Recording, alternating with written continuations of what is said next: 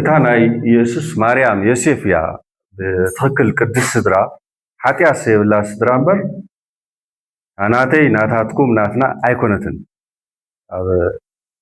ሓጢኣት ዘሎ ዓለም ተወሊዳ ሓጢኣት ናወደቕና ናተሳእና ንነብር ኢና ስለዚ ከም ትምኒትና ናይ ኢየሱስ ማርያም ዮሴፍ ሞዴልና ተምሳሌትና እዩ ጸሎትና ናይ ኢየሱስ ክርስቶስ ናይ ጎይታና ጸሎት እዩ መንፈሳዊ ምግብና ቅዱስ ቁርባን እዩ ከይን ግን ምስቲ ሞዴል ናይ ማርያም ዮሴፍ ናይ ኢየሱስ ማርያም ዮሴፍ ቤተሰብ ግን ብቅድስናና ዓብዪ ይፈላለ ኣሎ ዓብዪ ጋፕ ኣሎ እዙይ ደኣ ከመይና ንገብሮ ንሕና ማሕበር ቅዱስ ስራ ንብል ብጣዕሚ ዓብዪ ጋፕ ኣለና ክንዝክሮ ግን ክነኽብሮ ክንደልዮ ግን ተስፋ ኣይንቆርፅን እግዚአብሔር ምስ ሓጢኣተኛታት ምስ ስድራ ምስ ውልቀ ሰባት ከመይ ከም ዝሰርሕ ንእሽተይ ንድሕሪት ካብ መፅሓፍ ቅዱስ ተመሊሰ እሽተይ ክነስተንትን ይደሊ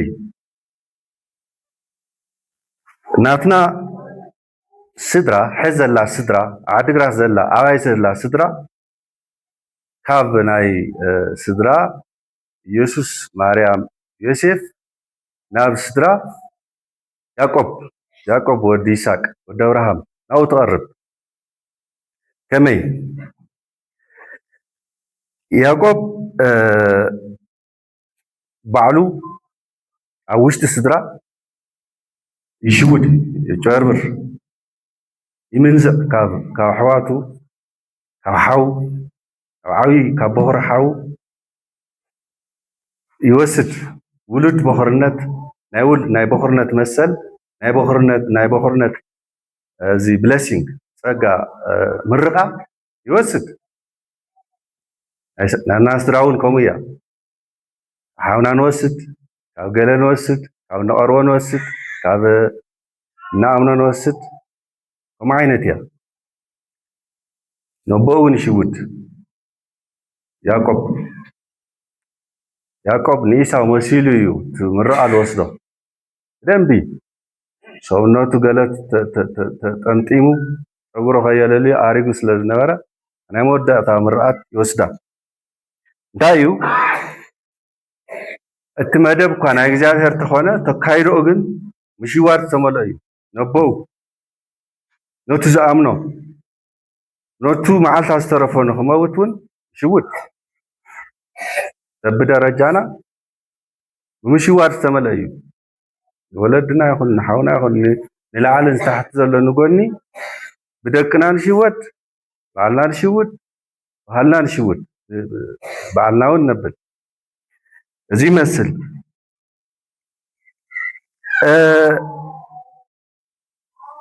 ምስ ምክሓዱ ዝተተሓዘ እዩ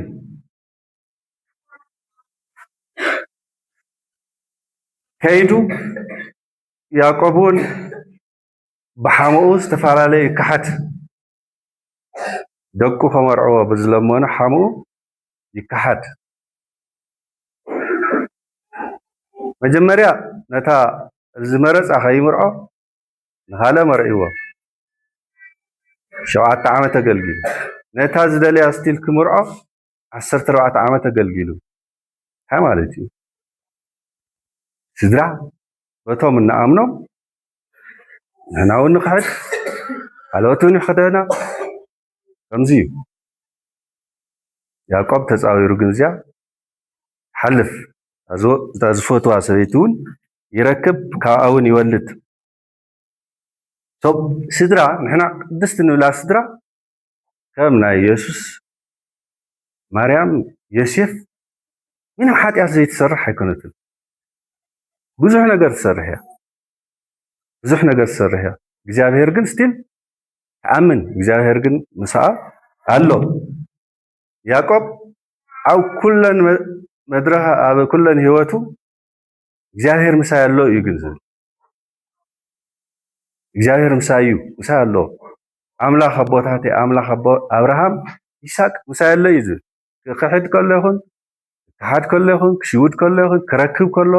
ክስእን ከሎ ማለት እዩ ሓሙኡ ብዙሕ ዝሸቀሎ ሃፍቱ ሕዶ እዩ ድሓር ዋላ ዝኾነ ነገር ገይሩ ረኸበ እንተን ኣጣል እንተን ሃፍቲ እንተብዝሐን ስቲል ክሕዶ እዩ ግን እግዚኣብሔር ምሳይ ኣሎ ሂቡኒ እዩ ዝብል ካልኣይ ወዲ ስድራ ናትና ዝተፈላለየ ሓዘን እውን የጋጥማ እዩ ሓዘን ያዕቆብ ብደቁ ይሓዝን ካልኦት ይሓዝን ብዙሕ ሓዘን ዘለዎ ኢና ኢና ስድራ ኣባና እውን ደቅና ብዝሰርሕዎ ንሓዝን ባዕልና ሓዘን ንፈጥር መራሒ ስድራ ካልኦት ኣካላት እውን ኣባና ሓዘን ይፍፅሙ መወዳእቶ ክልተ ቆልዑ ምስ ወለደት እያ መውት ዝፈትዋ ሰበይቱ ሓዘን እዩ ደቂ ያዕቆብ ዮሴፍ ነቲ ዝፈትዎ ወዱ ቀጥቂጦም ደብርዮም ገለ ከዲኖም እንስሳ በሊዕዎ ኢሎም ደም ዝተፀየቐ ኣቢሎም ዓብዪ ሓዘን የእትውሉ ናብ ገዝኡ ኣብ ገዝኡ ማለት እዩ ብደቁ ስለዚ ማለት ደረጃ ክፈላለ ይኽእል እምበር ናትና ስድራ ኣብዚ ዘላ ስድራ ብተግባር ኣብ ዓዲግራት ምሳና ዘላ ስድራ ከምዚ እያ ደቃ ትሓዝን ሕጎስ ኣቦ ወይ እኖ ሓዘን የምፅእ ናብ ገዛ ከምኡ እዩ ምቹው ኣይኮነን በቃ ከም ናይ ኢየሱስ ማርያም ዮሴፍ ብርግፅ ምቹው ኮይኑ ኣይኮነን ናይ ኢየሱስ ማርያም ዮሴፍ ግን ባዕልና ብንፈጥሮ ብሓጢኣት ብንፈጥሮ ብዙሕ ሓዘን ኣብ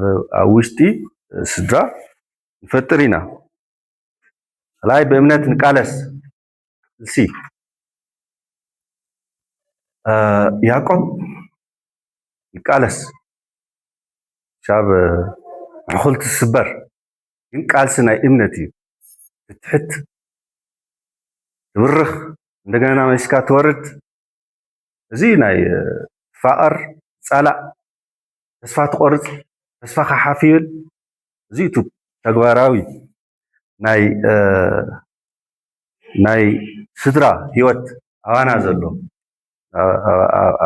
ኣብ ውሽጥና ዘሎ ማለት እዩ ዘይናሓብኦ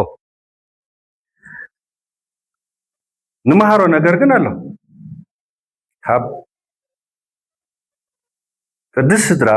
ኢየሱስ ማርያም ዮሴፍ ንመሃሮ ነገር ኣሎ ፐርፌክሽን ፍፅምና እዩ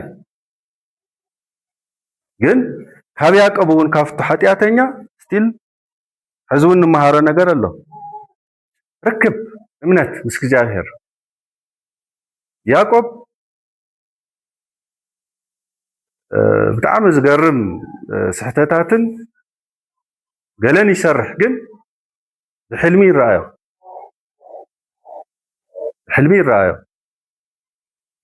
ብምስትውዓል እውን ይረአዮ እግዚአብሔር ኣብዚ ኣሎ እዩ ዝብል ኣብዚ ኣሎ እግዚአብሔር ኣብቲ ፀምፀም በረኻ ኣብቲ መገዲ ኣብቲ ፀልማት እግዚአብሔር ኣብዚ ኣሎ ኣባና እውን ኣሎ ኣብቲ ውግእ ኣብቲ ዕፅዋ ኣብቲ ሕማም ኣብቲ ካልእ ኣብቲ ምቾት ከምዚ ህዚ ዝሓሸ ተነፃፃሪ ሰላም ራህዋ ይኹን ኣብቲ ዝኸበደ እንብሎ እግዚአብሔር ኣሎ እዩ ዝብል ምሳይ ኣሎ እዩ ዝብል እግዚአብሔር ብዓይነይ ሪአዮ እዩ ዝብል ያዕቆብ ክንሪኦ ክንፅዕር ኣለና ንምንታይ ያዕቆብ ከምቲ ዝበልክዎ ኣብቲ ከም ዓለም ደረጃውን ኣብቲ ናይ ሓጢኣት ዓለም እዩ ዝውለድ ከምቲ ህዚ እኒኦ ውግእ ዘሎ ገለ ዘሎ ሽምያ ዘሎ ካልእ ዘሎ እዩ ተወሊዱ እምነት ካብ ኣብርሃም ካብ ይስሐቅ ይወርሳ እምበር ፍሉይ ኣስተምህሮ ፍሉይ ግዛእ ዘለዎ ክስታይ ኣይኮነን ሰው ይገልጾ ኣማና ሓሊ ይነብር ፅዒር ይነብር ካልእ ፍቅር ይበኣስ يبل يدلي ድሌታት እውን ኣለዎ ግን እግዚአብሔር ዝሪኦሉ ክስታይ ኣሎ እግዚአብሔር ብዓይነ ይሪኦዮ ዝብሎ ክስታይ ኣሎ ኣብቲ ከቢድ ዝበሃል ሓው እቲ ዝኸሓዶ ሓው እቲ ናቱ ምርቃ ዝወሰደ ሓው ድሓር ከይቆትሎ ፈሪሑ ብዙሕ ነገር ይገብር يلمن كلتميت تقل كلتميت بقي خندزي قال اقربو بيزا خمحرن يلو يقربو ግን ናብኡ ንኽናኸደና ሃለዎ ንእግዚአብሔር ኣድሕነኒ ካብዚ ሓወይ እናበለ ይፅሊ ቆትሎ እያ ወሲድዎ እዩ ኩሉ ናይ በኹርነት መሰል ውርሻ ያዕቆብ ወሲዱ ካብ ኢሳው ነዚያ ኮንስ እንትንታይ ሳዕቤን ኣለዋ ኩሉ ዝወሰድካዮ ሓውካ ግድን የባኻ ክለዓል በቃ ናይ መወዳእታ ክትፃላእ ግድን እዩ እዚኣ እውን ፈሪሕዋ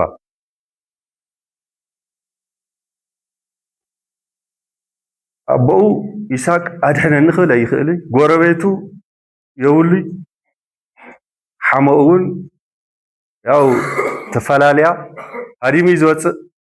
ደቁን ጥሪቱን ገለ ሒዙ ማንም ዘድሕኖ የብሉን ያዕቆብ ኣድሕነኒ እግዚአብሔር ይዝብል እዚኣ ኩሉ ይሰርሕ ሕዚ እውን ይሰርሕ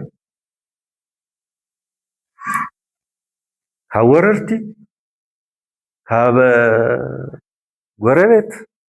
ካብ ኣሕዋት ካብ መሳርሕቲ ካብ ገለ ዝመፅእ ከቢድ ሳዕቤን ኣድሕነኒ ኢልካ ትድሕን እዚ ንምሃር ናይ ሎሚ ስድራ ካብ ያዕቆብ እዚ ትምሃር ማለት እዩ ያዕቆብ ፃዕራም እዩ ነይሩ ብፃዕርና ክንነብር እውን ያው ተኣዚዝና ኢና ኣብ ናይ ኣዳም ታሪክ ጀሚሩ ብፃዕርካ ክትነብር ኢኻ ኣብዚ ዘለና ስድራ ዘለና ሰባት ዘለና ይኹን ዘይብልና ገና ቆልዑት ዝኾንና ብፃዕርና ክንነብር ንግደድ ሃፍቲ ነጥሪ ቤተሰብና ክንመርሕ ሃፍቲ ክነጥሪ ኣለና ያዕቆብ ምስ ሓሙኡ ተፀጊዑ ዓስቢ እዩ ናይ ዝሓለወን እናራብሐ እዩ ዝመፅእ ድሓር ደቁ ብዙሓት ምስ ወለደ ንዕኡ ዘኽእሎ ናብራ ምስ መዓተ ጣል ምስ መዓተ ግማል ምስ መዓት ከፍቲ ዝወፅእ እና እውን ክነፍሪ ኣለና መዓት ግዜ ኣለና ጉልበት ኣለና ፍልጠት እውን ተለሊና እውን ክነጥሪ ንኽእል ኢና ቤተሰብ ክትመርሕ ኢኮኖሚ ዓቕሚ ክተደልል ይግባእ ነደልል ይግባእ ምንም ክንሓፍረሉ የብልና ክንስከፍ የብልና እግዚአብሔር እውን ሃፍታም እዩ ናይ ድኻ ኣይኮነን ሃፍታም እዩ ወሃቢ እዩ ለጋሲ እዩ ክንብድለሉ ኢና ዘይብልና ክንዕበየሉ ኢና ዘይብልና እምበር ቤተሰብ ክትመርሕ ብስሩ እውን ቤተክርስትያን ኣብ ኣዳራሽ ኮይና ኔና ብቅርሲ ተሰሪሑ ሃፍቲ ዘጥረዩ ሂቦምና ሰሪሕና ኮፍ ኢልና ዛረብ ኣለና ኩሉ ነገር ብቅርሲ ዝተሰርሐ እዩ ድኻ ብድኽነት ናይ እግዚአብሔር መሐጎስ ኣይኸውንን ድኽነትና እንዲያውም ከም መፅዋት ኩሉ ግዜ ተፀበይቲ ከብለና ክኽእል ኣሎ ከሰክፈና ክኽእል ኣሎ ከሕፍረና ክኽእል ኣሎ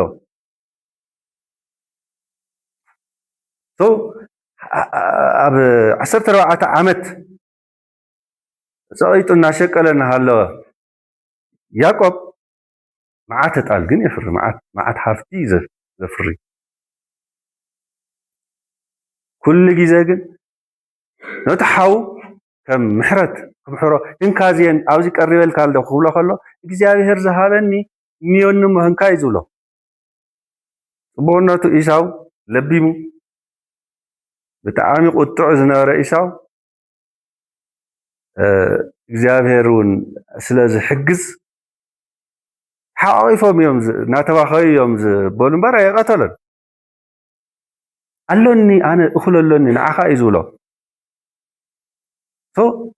ቤተክርስትያን ብኣምኒ ምእመናን ስድራ ብኢኮኖሚ እንተደኺያ ልስዑድ ዓረብ ናብ እምነትና ዘይቕበሉ ሸቀልቲ ወልወልቲ ሓለውቲ ጣል ገለና ንኾን ኣብዚ ዘላ ስድራ ተማሕያ እያ ትጠፍእ በዚ ተሰዲዳ እያ ትኸድ ንሲናይ ናብ ገለ ካብ ያዕቆብ ንምሃሮ ሓደ እምነት ፃዕሪ ሃፍቲ ምሁላል ዓርስኻ ምኽኣል እውን ንምሃር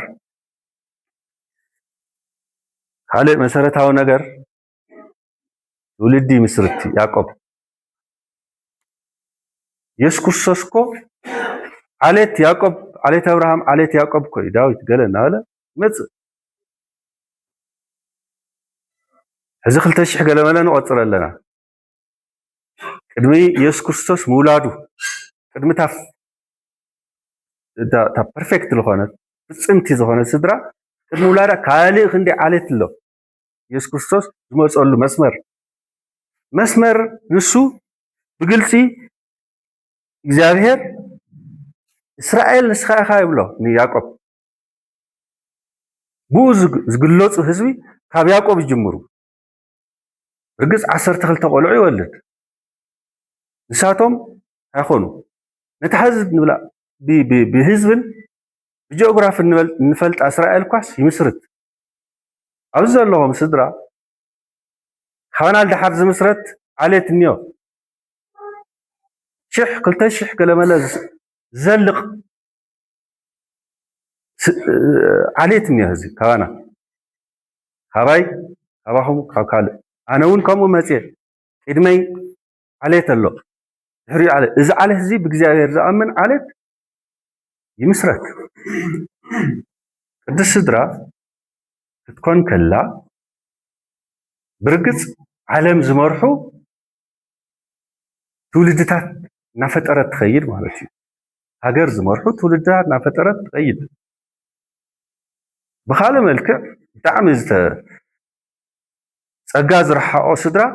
ናይ ወንጀለኛታት ናይ ገለ ጀነሬሽን ይፍጠር መጥፊ ዓዲ መጥፊ ዓለም ውርደት ዘምፅእ ጀነሬሽን ይፍጠር ከምኡ ንኸይንኾን ኢና ፀጋ ተቐቢልና ዘለና ናይ ቃል ኪዳን ፀጋ ናይ ጥምቀት ፀጋ ተቐቢልና ዘለና ከምኡ ከይንኾን ዓብዪ ዓቕሚ ኣለና ግን ንኡ ክንጥቀመሉ ተኸይንና ኣነ ናይ ደቀይ ጥራሕ ኣይኮንኩን ክሻብ ደቀይ ክርኢ ይኽእል እየ እግዚኣብሔር ተዓዲሉኒ ካብኡ ላዕሊ ግን ይኸይድ ናይ ያዕቆብ ክሻብ ኢየሱስ ክርስቶስ በፂሑ ክሻብ ህዝቢ እውን እዮም እስራኤል ትወድቕ ትትስእ ኣላ ስለዚ ዓብዪ ናይ እግዚኣብሔር ዓብዪ ናይ ዓሌት መሰረት እውን ኣባና ኣንፂፉሎ እዩ ኣብኡ ራብዓይ ደረጃ ተፃዋርነት ኣብ ያዕቆብ ንምሃር ያዕቆብ ከም ዝበልኩ ኩሉ ዓይነት ርኢ እዩ ባዕሉ ክሒዱ እዩ ሰብ ክሒድዎ እዩ ሓዘነ ውሽጢ ኣትዩ ኣብ ስድርኡ ዮሴፍ ሞይቱ ኢሉ ደቁ ሞይቱ ኢሎሞ ክዳኑ ቀዲዱ ኣብ ክንደይ ግዜ ኣብ ገዝኡ ኮፍ ኢሉ እዩ ዮሴፍ እታ ናይ ኣቦኡ እምነት ሒዙ ናይ ኣቦኡ ያዕቆብ ኣብርሃም ይስሐቅ ሒዙ ኣብ ግብፂ እንደገና ተሲኡ ሃገይሮ ተመሊሱ ንዘሪ ያዕቆብ ኣድሒኑ ካብ ጥሜት ከቢሩ ተመሊሱ ጸዋራይነት ጻወር ከለኻ ምስ እግዚኣብሔር ክትሓልፎ ከለኻ ሕዚ እውን ኣሎ ግዜ ክሞት ከሎ ያዕቆብ ናይ ኩሎም 12 ደቁን ኣኪቡ መሪቑ ተሓጒሱ እዩ ዝሞት ሬዚሊየንስ ጻራይነት ማለት ከምኡ እዩ ሓልፍ ዘይመስል ገሊኡ ብክስታይ ዝመፀና ብውግእ ዝመፀና ኣሎ ኣነ እግዚኣብሔር ይመስገን ኣብ ውግእ ጽቡቅ እየ ነይረ ከቢድ ክስታይ ዝበፅሐና ግን ኣለ ፀቕጢ ዝበፅሐና ኣለና ሓልፍ ዘይመስል ወላ ሓሊፍና ሕዚ እውን እኒአና ልበይንና ከዓ ዝበፅሐና ኣሎ ዘይንፈልጦ ኣብ መንጎ ክልተ ሰባት ክኾን ይኽእል ሓልፍ ዘይመስል እሱን ክሓልፍ እዩ ሓልፍ እዩ ኣብ መወዳእታ መሪቕካ ከም ያዕቆብ ብሙሉኦም ኣኪቡ መሪቑ ከም ዝሞተ ሞት ማለት እዩ ሬዚልያንስ ካብ ፀገም ብተፃዋራይነት ምስጋር ዕድመኻ ምውዳእ ዝብል ክንመሃር ንኽእል ኢና ስለዚ ቁልሕ ተበልና ናብ ኢየሱስ ማርያም ዮሴፍ ከቢድ ክኾን ይኽእል ኣነ ከመይ ገይረ ከምኦም ክኽእል ቅድስት ድንግል ማርያም ካብ መጀመሪኡ ካብ ሓጢኣት ነፃ ኸይና እያ ተወሊዳ ኣነ ኣይኮንኩን ዓልቲ ገዛ ኣይኮነትን ደቀይ ኣይኮኑን ዋላ ተደለናዮ ዝኾነ ከቢድ መሲሉ ይስማዓካ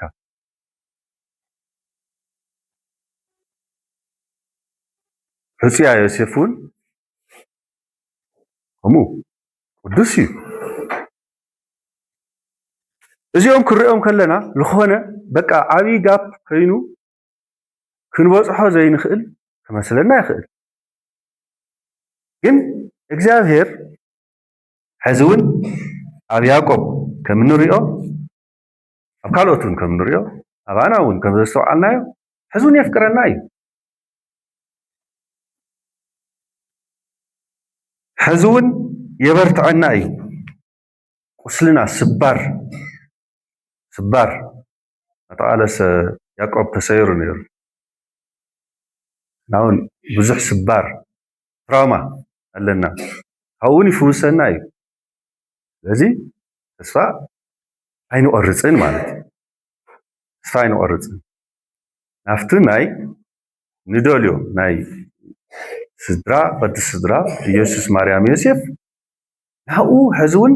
ክንፅዕር ጉልበት ንረክብ ማለት እዩ በዚ ሕዚ ክነስታውስ ከለና ብዛዕባ ቅድስቲ ስድራ ናይ ኢየሱስ ዝመስረታ ቅድስቲ ስድራ ክንሓስብ ከለና ናትና ህልው ኩነታት ክንሓስብ ከለና ኣነ ከምዚ እየ ዝሪኦ ከም አባታችን ወይ ከም ካህናትና ኣኹንኩን ክዛረብ መሪፀ ብካልእ መልክዕ በቲ ዘለናዮ መስመር በቲ ንፈልጦ በቲ ንሓልፎ ዘለና መስመር እየ ከብል መሪፀ ዘለኹ ዝኾነ ኮይኑ ሕዚ እውን ዘይቕየር ሓቂ ኣሎ እግዚኣብሔር ይፈትወና እዩ ያዕቆብ ፈትዩ ኣና ፈትዩ ትክክል ስለ ዝኾንና ኣይኮነን ቅዱሳት ስለ ዝኾንና ኣይኮነን መብ ዘለናዮ ከም ዝኾንናዮ ኮይኑ ፈቲና እዩ የጽናዕና የበራህጠና ይፍውሰና እዩ በዚ ተስፋ ገይርና ድማ ከም በብዓመቱ ቤተክርስትያን እቲ ምድቦ ናይ ቅድስቲ ስድራ በዓል ንዝክር ናይ በዓልና ቃል ኪዳን እውን ንዝክር ናይ በዓልና ስድራ እውን ንዝክር ስለዘዳመፅኩም ድማ ብጣዕሚ ይቀኒየለይ